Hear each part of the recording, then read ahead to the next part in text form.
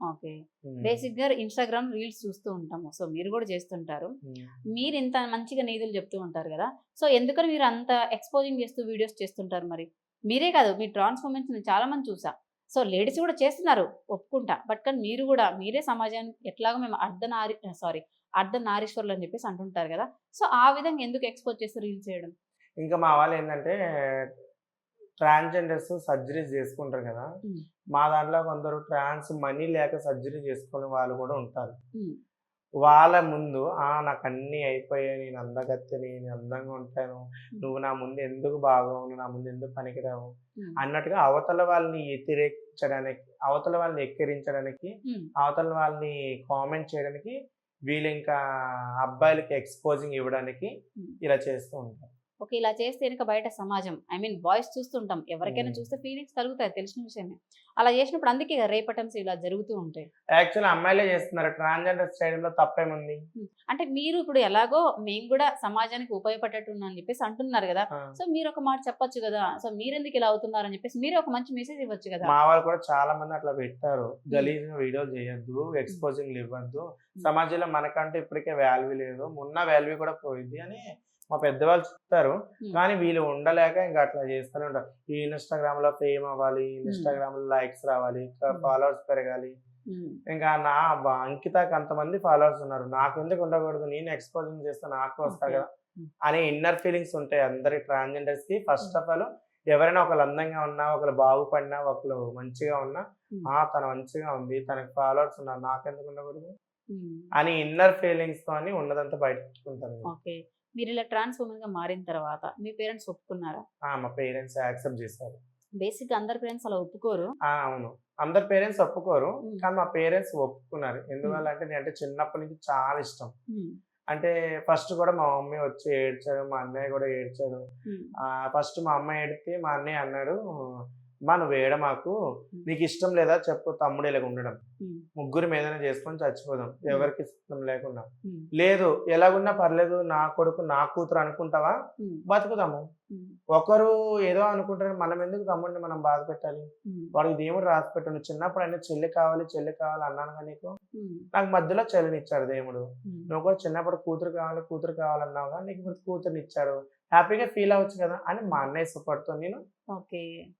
మా ఇంట్లో యాక్సెప్ట్ చేశా. హ్మ్. ఎన్ని అట్లా. డేస్ తర్వాత ఇలా జెప్పారు? నేనిలా నేనా మారానమ్మా అని? సర్జరీ అంటే ఒక 2 ఇయర్స్ గే కపుల్‌గానే ఉన్నాను. హ్మ్. అంటే 2 ఫస్ట్ నాకైతే ఇలాగ ఫీలింగ్స్ వచ్చింది.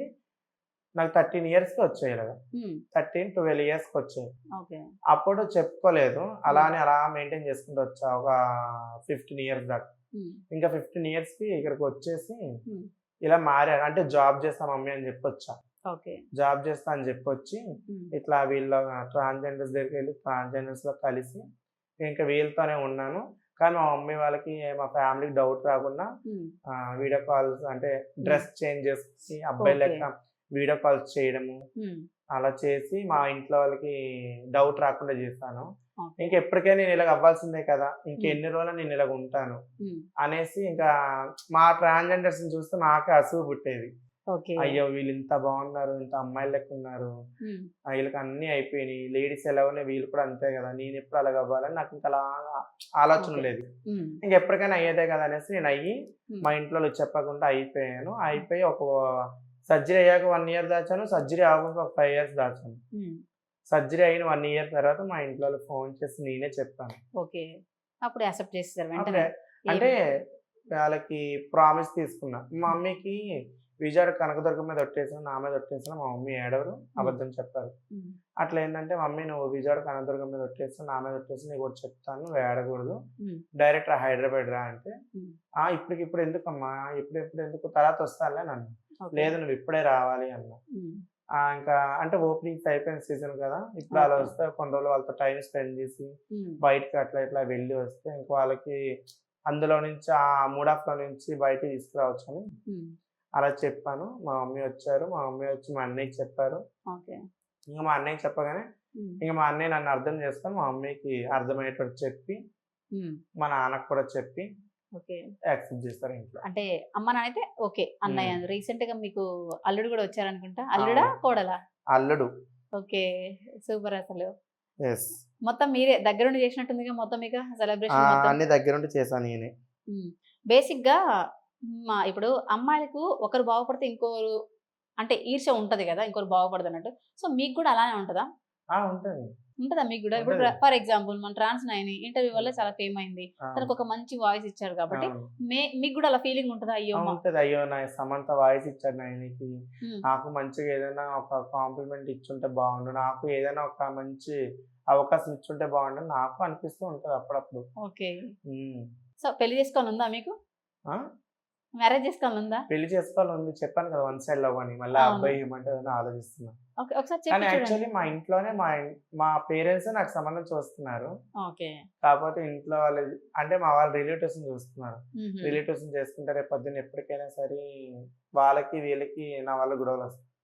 అలా ఓకే. రిలేటివ్స్‌ని చేసుకునే కన్నా బయట వాళ్ళు చేసుకొని హ్యాపీగా ఉండడం బెస్ట్ అని హ్మ్. మా ఇంట్లో వాళ్ళకి వద్దని చెప్పి నేనే ఒక అబ్బాయిని లవ్ చేస్తున్నా. ఓకే. ఇప్పుడు ప్రెజెంట్ నార్మల్‌గా మీకు సర్జరీకి ఒక 3, 4 లాక్స్ అవుతది. పిల్లలు పుట్టడానికి మళ్ళీ ఒక సర్జరీ ఉంటది గదా! సో, అవును. దానికి ఎంత పేమెంట్ ఖర్చవుతది? దానికే అయితది ఒక 5 లాక్స్ దాకా. 5 లాక్స్ వరకు అవుతదా? హ్మ్.